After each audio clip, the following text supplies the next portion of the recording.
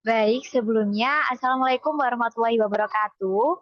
Perkenalkan kami dari kelompok 12 akan mempresentasikan terkait hasil analisis kami terkait pembuatan artikel. Sebelum itu, supaya lebih mengenal, sebelumnya perkenalan terlebih dahulu, saya Aisyah Sawadinda Aulia dengan NIM akhir 244. Kemudian dengan rekan-rekan saya bisa perkenalan. Perkenalkan, saya Diana Berliana dengan NIM akhir 236. Saya Ziyadatul Rahma dengan NIM akhir 243.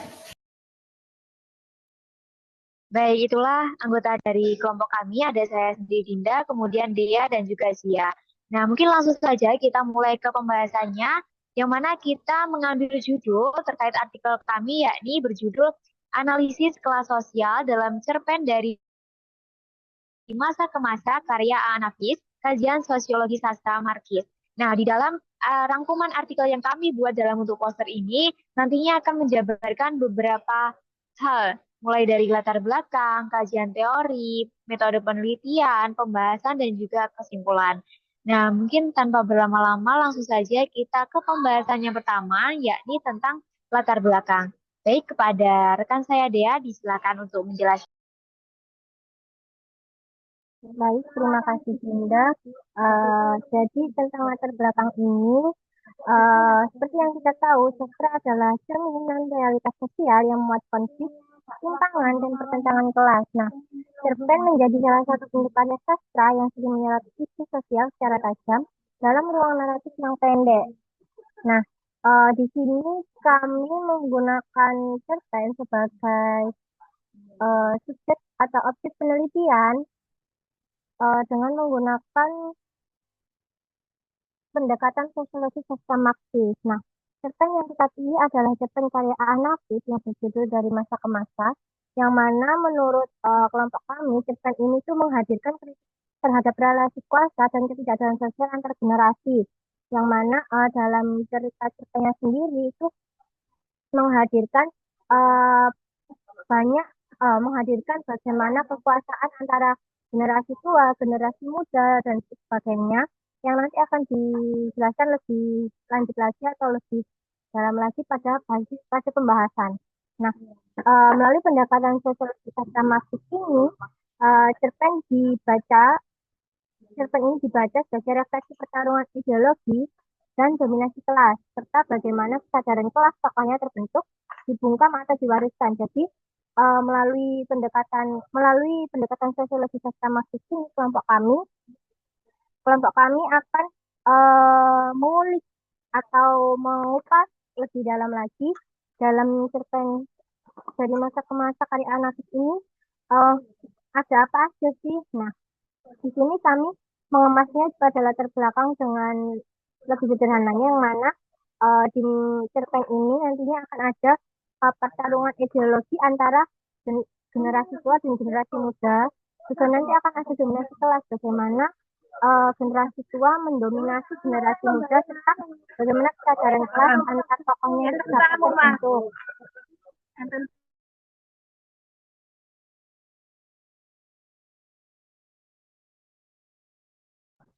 Nah, melalui kesadaran kelas ini nanti akan terlihat bagaimana kesadaran kelas dari setiap tokoh ini mungkin terbentuk, dibungkam atau bahkan diwariskan.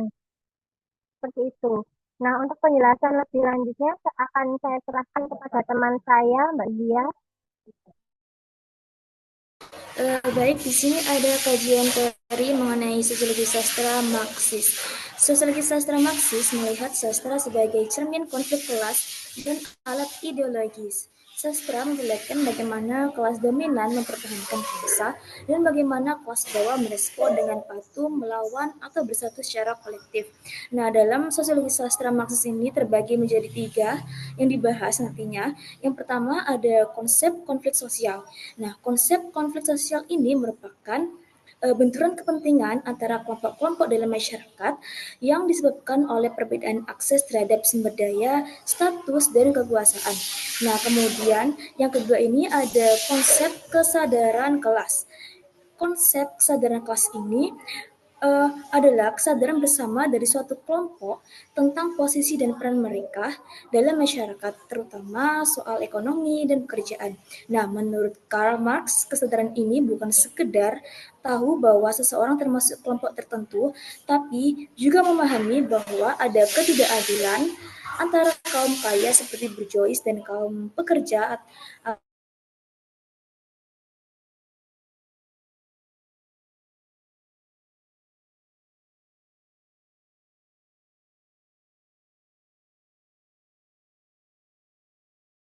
ini dibagi menjadi dua bagian, yaitu class in itself. Class in itself diartikan sebagai kondisi di mana kelompok masyarakat berada dalam posisi sebagai kelas yang tertindas, namun belum menyadari kedudukannya. Sementara dalam class for itself itu didefinisikan sebagai kelompok yang menyadari posisinya dan kepentingannya, lalu mengorganisasi diri untuk memperjuangkan perubahan sosial, yang mana prosesnya seringkali terhambat oleh fase konsekuens, yaitu kondisi ketika kelas bawah menerima ideologi kelas dominan sebagai kebenaran universal. Nah, kemudian yang terakhir yaitu ada konsep perjuangan kelas. Nah, konsep perjuangan kelas ini didefinisikan sebagai upaya kolektif yang dilakukan oleh kelas tertindas untuk menentang dominasi dari kelas penguasa. Seperti itu. Nah, selanjutnya akan dijelaskan oleh rekan saya yaitu Dinda. Baik, tadi sudah dijelaskan terkait latar belakang dan juga kajian teori yang digunakan. Nah, kemudian beralih ke metode penelitian. Nah, pada metode penelitian kali ini, kami menggunakan pendekatan kualitatif dengan metode analisis isi. Yang mana, kenapa kita memilih metode analisis isi? Karena supaya untuk bisa mengungkap representasi kelas sosial yang ada di dalam cerpen dari masa ke masa karya Hanafi sendiri. Nah, dari pendekatan ini dipilih karena juga mampu nantinya menggali makna yang tersembunyi di dalam teks, kemudian diinterpretasi secara mendalam. Nah, khususnya juga berkaitan terkait struktur sosialnya, kemudian ketimpangan kelas, bagaimana kajian atau teori yang kita gunakan yaitu teori Marxis. Nah, objek penelitiannya sendiri yakni adalah cerpen dari masa ke masa karya Anafis, yang mana cerpen ini kami dapatkan dari sumber daring atau internet. Namun untuk kredibel dan juga keasliannya juga dapat dipertanggungjawabkan. Nah, mungkin nanti bisa dicantumkan dalam deskripsi box YouTube ini apabila teman-teman ingin melihatnya nanti. Nah, dari objek tersebut, teknik pengumpulan data yang kami lakukan, yang pertama itu ada dua cara yang kita gunakan dalam pengumpulan data ini. Yang pertama dengan melalui analisis teks, kemudian kita juga didukung dengan studi literatur atau studi pustaka juga. Nah, dari awalnya kita membaca terlebih dahulu teks cerpen yang ada, kemudian kita memahami terkait isi, konteks, dan juga struktur-struktur yang ada di dalamnya.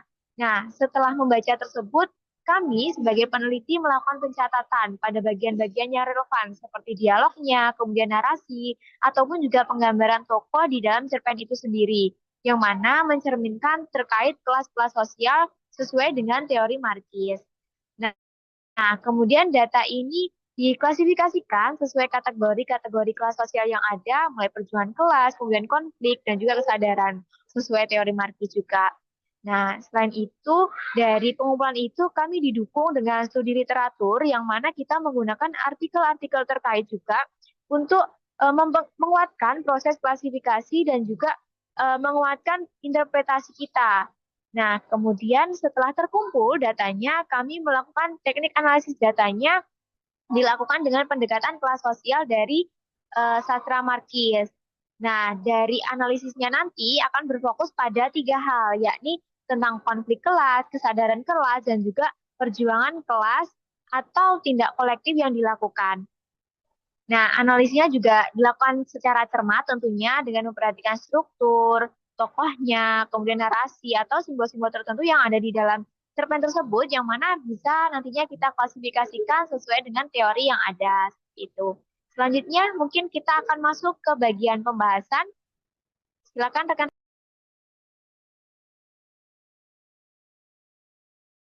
Baik, di sini akan masuk dalam hasil pembahasan. Untuk yang pertama yaitu mengenai konflik sosial dalam cerpen A.A. Nafis. Nah, di sini kelompok kami menemukan adanya beberapa konflik sosial dari cerpen. Yang pertama yaitu cermin dari masa ke masa menunjukkan konflik laten antara generasi tua dan generasi muda. Generasi tua mempertahankan kuasa melalui simbol restu dan nasihat, sementara generasi muda mencoba melawan dominasi tersebut dengan membentuk organisasi. Namun kekuasaan simbolik yang diwariskan membuat generasi tua tetap berpengaruh meskipun tidak lagi secara struktural berkuasa. Nah, kemudian ada juga konflik lainnya yaitu konflik eksploitasi dan kepentingan politik. Nah, dalam konteks ini muncul eksploitasi kaum muda oleh kaum tua, terutama mereka yang berada dalam lingkaran kekuasaan atau partai politik. Kaum muda yang aktif dalam organisasi dan kegiatan sosial sering dimanfaatkan oleh kaum tua untuk mendukung kepentingan kelompok politik tertentu. Nah, ada pun kutipannya dalam novelnya sendiri misalnya, kalau satu orang telah kami minta jadi penasihat kami atau biarkan mereka mengklaim kami, maka orang lain yang berlainan partai akan membilang kami sebagai mantel partai anu. Nah, dari kutipan yang saya ucapkan tadi menunjukkan bahwa kaum tua ini berlomba-lomba dalam mengklaim kaum muda sebagai bagian dari kelompok mereka. Mereka tidak benar-benar ingin membantu, tetapi hanya ingin terlibat, punya pengaruh dan mengendalikan gerakan kaum muda untuk keuntungan politiknya seperti itu. Nah, dalam kajian Marxis ini bisa disebut sebagai bentuk false consequence atau kesadaran palsu. Kaum muda merasa sedang melakukan perjuangan yang mulia, padahal mereka tidak sadar sedang dimanfaatkan oleh kaum politik dari kaum tua itu. Mereka seakan menjadi alat, bukan sebagai subjek perubahan. Relasi ini mencerminkan ketimpangan kuasa dan bagaimana ideologi kelas atau bisa kelas atas bisa menyusup ke dalam kesadaran kelas bawah. Kemudian ada pun konflik lainnya, yaitu konflik internal akibat fragmentasi kelas. Nah, dalam ini konflik tidak hanya terjadi antara kaum tua dan muda, tapi juga terjadi di antara kaum muda itu sendiri. Nah, pada awalnya kaum muda itu bersatu karena memiliki cita-cita yang sama, yaitu menolak adanya dominasi kaum tua dan menciptakan adanya perubahan dari zaman ke zaman seperti itu. Nah, namun seiring waktu organisasi mereka terpecah karena adanya pengaruh dari luar yaitu elit tua yang ikut campur dalam kepentingan mereka. Nah, adapun kutipannya dalam cerpen sendiri misalnya, organisasi yang waktu didirikan berdasar semangat kesatuan hati berupa menjadi tempat melampiaskan segala kutukan. Nah, dari kutipan yang saya ucapkan tersebut menunjukkan bahwa organisasi kaum muda menjadi ajang pertengkaran dan saling tuding. Bukannya bekerja sama untuk perubahan, mereka malah saling curiga dan terpecah belah. Ini adalah bentuk konflik horizontal di mana kelas yang sama yaitu kaum muda saling bertarung bukan melawan kelas dominan. Nah, dalam teori Marxis ini merupakan taktik yang sering digunakan kelas penguasa yaitu untuk memecah belah kelompok bahwa agar tidak sempat menyatukan kekuatan melakukan perlawanan. Nah, akibatnya sendiri revolusi kaum muda menjadi padam dan kekuasaan elit tetap aman. Nah, kemudian ada pun konflik lainnya yaitu transformasi peran sosial dalam kekuasaan lama. Nah, dalam cerpen ini juga menggambarkan bagaimana seseorang dari kaum muda yang dulunya kritis terhadap sistem pada akhirnya berubah menjadi bagian dari sistem yang dulu ia lawan.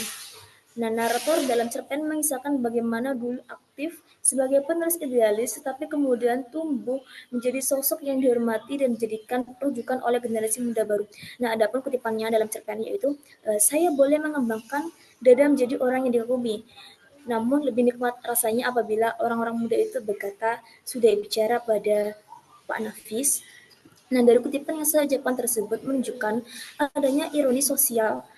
Orang yang dulunya menolak dominasi kaum tua kini justru menjadi bagian dari kekuasaan yang sama yang dianut oleh kaum tua itu. Nah, dalam pandangan Marxis ini menunjukkan bahwa pergantian tokoh tidak otomatis mengubah struktur kelas. Sistem tetap berjalan sebagaimana adanya, namun hanya berbeda aktornya saja, seperti itu. Nah, kritik sosial dalam cerpen ini menunjukkan bahwa tanpa kesadaran kelas yang kuat, siapapun bisa terjebak dalam siklus kekuasaan yang sama. Nah, perubahan yang terlihat dari luar hanyalah kosmetik saja karena sistem lama tetap bertahan dalam bentuk yang baru. Nah, baik, dalam konflik sosial ini yang terakhir yaitu perubahan struktur sosial dan nilai kapital. Nah, di bagian akhir cerpen, penulis menunjukkan bahwa masyarakat juga mengalami pergeseran dalam cara menilai seseorang. Jika dahulu orang dihormati karena semangat perjuangan, keberanian, dan keterlibatannya dalam perubahan sosial, kini masyarakat lebih menghargai kecerdasan, keahlian, dan prestasi individu. Nah, adapun dalam kutipannya sendiri yaitu bagi orang-orang muda sekarang, yang dipuji bukan lagi semangat dan keberaniannya, melainkan prestasi otak dan keahliannya. Nah, dalam kutipan yang saya baca tersebut menunjukkan bahwa struktur sosial masih berlapis, hanya saja cara menentukan status sosial telah bergeser. Dahulu, kapital dan sosial politik menjadi tolak ukur utama, sedangkan sekarang kapital intelektual seperti gelar pendidikan atau kemampuan pribadi menjadi penentu. Nah, dalam pandangan Marxis, perubahan ini bukanlah bentuk kemajuan sejati, sistem kelas masih ada, hanya saja cara dominasinya berubah. Sekarang hanya mereka yang punya akses pendidikan dan pelatihan yang biasanya hanya bisa dimiliki oleh kelompok menengah ke atas yang bisa naik kelas sosial. Inilah bentuk baru dari ketimpangan sosial yang terselubung. Nah, selanjutnya dari pembahasan selanjutnya akan dijelaskan oleh rekan saya yaitu Dea.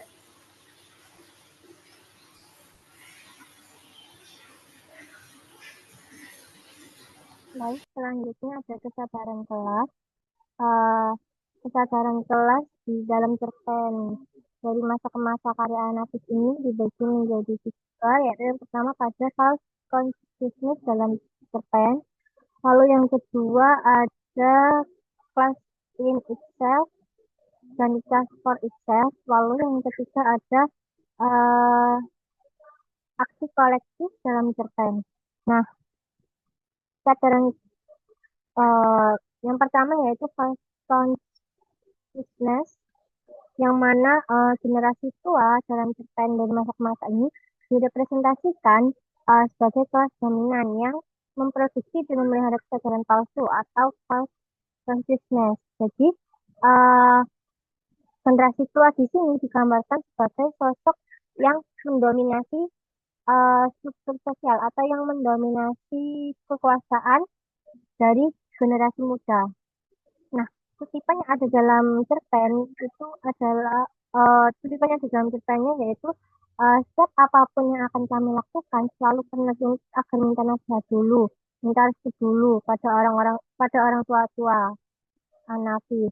Nah, dari kutipan ini dapat dilihat bahwa generasi tua berperan sebagai agen ideologis yang melanggengkan ketimpangan kekuasaan yang mana mereka tidak hanya mempertahankan status sosial namun juga secara aktif mereproduksi sistem nilai yang menguntungkan posisi mereka yang mana salah satu caranya adalah dengan melalui nasihat. Jadi mereka melanggengkan atau menjadikan meminta nasihat atau meminta restu terhadap orang tua tua itu sebagai ideologi yang secara sah atau ideologi yang harus dilakukan oleh orang-orang generasi muda yang dimana eh, tokoh saya itu mulai menyadari eh, bahwasannya generasi tua ini loh selalu menyuruh kami generasi muda untuk meminta restu terlebih dahulu ketika akan melakukan apapun seperti itu. Nah, akan tetapi mereka tetap menuruti atau tetap menjalankan eh, ideologi yang ditanamkan oleh generasi tua terhadap generasi muda. Jadi mereka eh, tanpa sadar itu mereka sadar bahwa yang dilakukan generasi tua itu adalah sebuah sesuatu yang menurut mereka tuh menunjukkan ketimpangan kekuasaan, tetapi mereka tetap menjalankan hal tersebut dengan cara paksa. Lalu yang kedua ada class in itself dan class for itself. Nah, generasi muda dalam cerpen ini itu digambarkan sebagai kelompok yang terbelah antara kepatuhan dan keinginan untuk mandiri. Jadi mereka eh, terbagi menjadi dua masa atau dua waktu yang mana ketika awal-awal mereka patuh terhadap perintah atau ideologi dari generasi tua yang mana nantinya setelah lambat laun mereka akan menyadari bahwa mereka ingin menjadi sosok yang lebih mandiri. Nah, yang mana sikap ketika mereka menerima cara atau mematuhi ideologi dari generasi tua itu disebut class in itself. Yang mana kutipan yang menunjukkan class in itself ini yaitu biasanya kami jadi bimbang.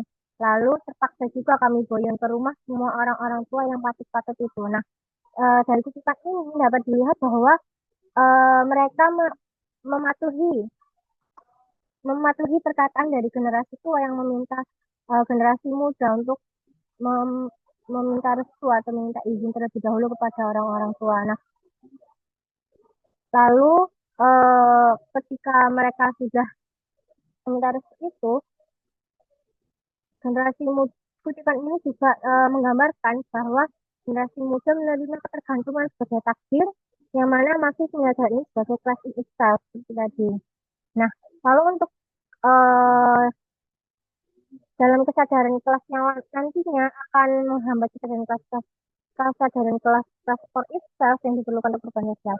Nah, lebih lanjut untuk kelas for itself ini dapat dilihat dari kutipan yang mengatakan tapi kenapa teman-temannya yang mau pergi perang itu tidak disuruh minta nasihat dulu? Nah, ini tanya tokoh saya dalam cerpen. Yang mana kutipan ini menggambarkan bahwa mereka juga ingin mandiri dan menentukan langkah mereka sendiri. Yang mana sayangnya setiap kali mereka menunjukkan potensi atau meraih kesuksesan, generasi tua langsung ikut campur seperti yang tadi sempat disinggung oleh teman saya Zia yang mengatakan bahwa generasi tua sempat untuk mengklaim bahwa apapun yang dilakukan oleh generasi muda sebagai prestasi yang diraih oleh generasi tua atau karena generasi tua. Nah, yang mana penggambaran ini itu dari sudut pandang Marxis atau jika dilihat dari pendekatan Marxis itu masuk dalam kategori class for itself. Lalu yang lebih lanjut aksi kolektif. Aksi kolektif dalam cerpen dari masa ke masa ini digambarkan sebagai sesuatu yang gagal terwujud akibat intervensi atau hegemoni generasi tua, yang mana dapat dilihat dari kutipan yang mengatakan bahwa setiap sukses yang kami peroleh selalu mengundang perpecahan di kalangan kami sendiri. Setiap rapat selalu menghasilkan kesepakatan untuk tidak sepakat lagi. Yang mana kutipan ini menunjukkan bagaimana generasi tua secara sistematis menghancurkan potensi aksi kolektif generasi muda dengan menjadikan mereka objek rebutan atau alat legitimasi kekuasaan. Yang mana dalam perspektif Marxis, kegagalan aksi kolektif ini disebabkan oleh false consciousness yang awal, yaitu bagaimana generasi tua mendominasi generasi muda, sehingga false consciousness ini menghalangi kesadaran kelas generasi muda, sehingga mereka tidak menyadari bahwa konflik yang terjadi di antara mereka itu disebabkan oleh kepentingan generasi tua.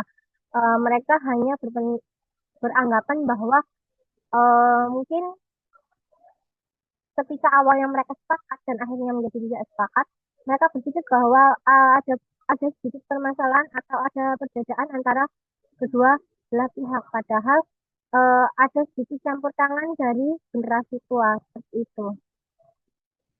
Lalu untuk selanjutnya yaitu perjuangan kelas yang akan disampaikan oleh teman saya Dinda, dipersilakan.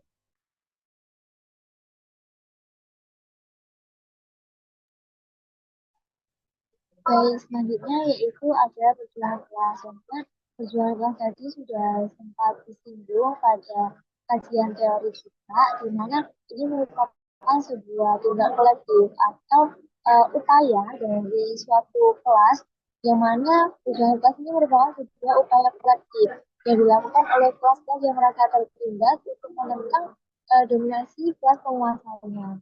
Nah, dari Marx sendiri dia menyatakan bahwa masyarakat atau manusia dalam sejarah perjuangan di kelasnya itu terdapat perlawanan-perlawanan, baik perlawanan sulit, konflik, dan juga adanya revolusi kita. Nah, dari data terkait dari masa ini didapatkan beberapa data terkait perjuangan kelas, yaitu ada 5. Nah, yang pertama yakni tentang perjuangan kelas. Yang pertama yakni perjuangan kelas dalam kelompok pemuda. Nah, dari cerpennya sendiri terdapat kutipan yang berbunyi, kami merasa seperti harus memohon restu orang tua sebelum melangkah jauh. Ide yang kami miliki seolah harus disetujui dahulu oleh mereka. Nah, sesuai dengan pembagiannya yaitu perjuangan kelas dalam kelompok pemuda. Di sini menunjuk dari kutipan ini menunjukkan bahwa adanya tamak jelas ini sebenarnya merasa terjebak dalam ketergantungan otoritas orang tua. Nah, biasanya mereka memiliki semangat untuk meraih perubahan, mewujudkan ide-ide baru mereka. Namun mereka juga ada keterbatasan yang menghalangi mereka dan harus menunggu dari persetujuan dari pihak-pihak yang lebih tua. Nah, dari hal ini menggambarkan adanya pola penuh semangat. Namun adanya sisi lain yang mana ketergantungan ini nantinya akan menciptakan sebuah dilema dari pemuda itu sendiri pada peraturan-peraturan yang sudah dibuat oleh yang terdahulunya, menganggap bahwa pengalaman kemudian kebijaksanaannya itu lebih penting juga. Nah, di sisi lain generasi tua ini sebenarnya juga merasa memiliki tanggung jawab untuk melindungi dan juga membimbing pemuda gitu, tidak tergelincir atau salah keputusan yang mereka ambil. Nah, ini semua menunjukkan bagaimana struktur sosial dalam cerita ini itu melihatkan pemuda mereka sebagai pihak yang orang tua yang lebih berpengalaman dan bijak ini mengambil alih situasi yang ada. Nah, dalam perjuangan pemuda ini memperjuangkan bagaimana kebebasan untuk berpikir, bertindak, tanpa adanya batasan-batasan dari orang tua. Jadi di sini mereka menunjukkan bagaimana perjuangan mereka untuk bisa berjalan, kemudian menunjukkan ide-ide baru yang mereka miliki. Gitu. Selanjutnya, yang kedua yakni tentang perjuangan kelas melalui persaingan antar partai politik. Nah, dari kutipannya sendiri berbunyi, ketika kami sukses, kami tidak pernah dibiarkan menikmati hasil itu. Orang-orang tua dari berbagai partai datang dan menyatakan bahwa keberhasilan kami adalah hasil dari perjuangan mereka. Seakan-akan mereka berusaha untuk mengklaim semua hal yang kami capai. Nah, dari hal itu sesuai pembagiannya yaitu perjuangan kelas melalui persaingan antar partai politik. Nah, kutipan tadi menunjukkan bahwa adanya kelompok politik terutama generasi tua ini menguasai kekuasaan atau berusaha melakukan keberhasilan pemuda sebagai hasil dari usaha yang mereka lakukan. Pengakuan dari pusatan pemuda ini dirangkat atau diambil alih sebagai simbol keberhasilan partainya atau ideologi tersebut. Seringkali tidak dilibatkan dalam perjuangan pemuda, padahal yang melakukan perjuangan tersebut yaitu dari kelompok pemuda dan keberhasilan pemuda itu tidak dihargai, namun malah dijadikan sebagai pembuktian bahwa adanya kelompok tua yang lebih super di dalam politik itu. Nah, hal ini juga merebutkan adanya wacana kemenangan yang sebenarnya ini merupakan sebuah perjuangan yang dilakukan kelompok pemuda, namun diklaim oleh kelompok tua yang nantinya dijadikan sebagai klaim partai politiknya yang sebenarnya mereka dianggap berhasil seperti itu. Nah, dari hal ini mencerminkan bagaimana kelompok yang dominan itu selalu mencari cara bagaimana mempertahankan kekuasaannya, kemudian memanipulasi kelompok-kelompok tertentu dan menampilkan bahwa perjuangan-perjuangan yang mereka lakukan itu adalah perjuangan yang mereka lakukan. Padahal hal tersebut dilakukan memperlihatkan bahwa perjuangan pemuda yang tidak dihargai. Kemudian yang ketiga ada perjuangan kelas dalam bentuk ketergantungan terhadap orang tua. Dari kutipannya sendiri berbunyi, kami memiliki impian dan semangat untuk perubahan, tetapi tidak bisa bergerak tanpa izin orang tua. Setiap langkah kami selalu ada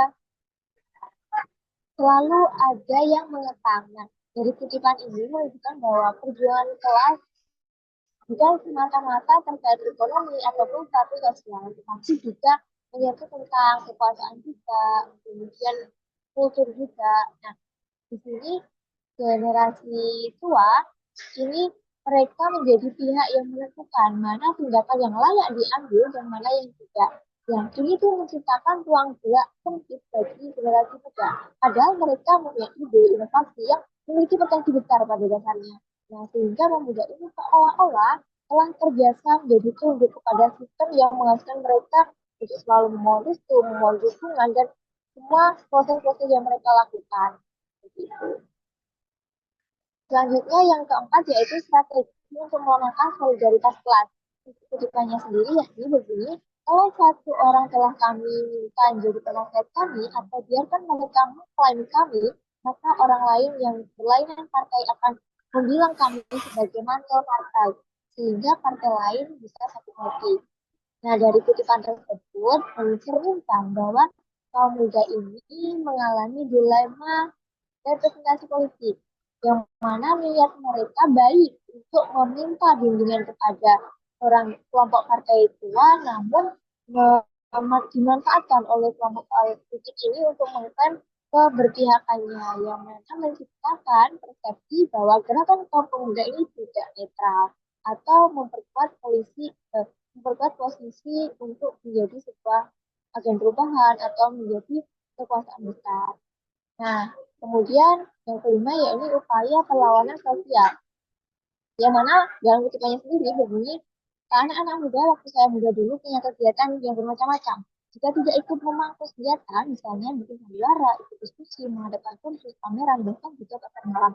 Nah, dari kutipan tersebut menunjukkan bahwa meskipun tidak semua anak muda terlibat dalam perjuangan senjata, tapi itu mereka membentuk ruang-ruang sendiri untuk mengekspresikan diri, berdiskusi, yang eh, kegiatan ini juga sebagai kegiatan aktif yang memicu kreativitas, bukan semata-mata hanya memangku senjata, melakukan perang, namun mereka juga berusaha mengekspresikan diri mereka melalui karya dengan tetap semangat tinggi, kemudian ruang gerak yang tidak dibatasi. Mereka hal ini benar-benar bahwa perjuangan kelas ini muncul belum mencapai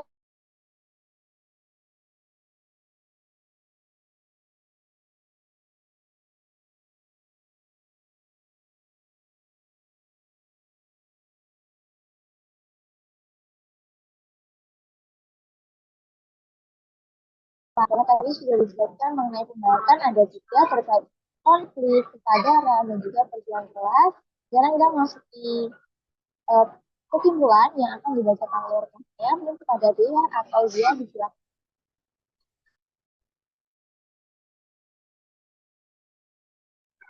Baik, simpulannya, cerpen dari masa ke masa karya anak di sini menggambarkan hubungan yang rumit antara generasi tua dan generasi muda, yang mana tidak hanya mencerminkan perbedaan usia, tetapi juga perbedaan kekuasaan, cara pandang, dan nilai sosial. Nah, lewat pendekatan sosiologi sosial Marxis, cerita ini memperlihatkan adanya ketimpangan sosial yang ditunjukkan melalui dominasi simbolik generasi tua terhadap kaum muda.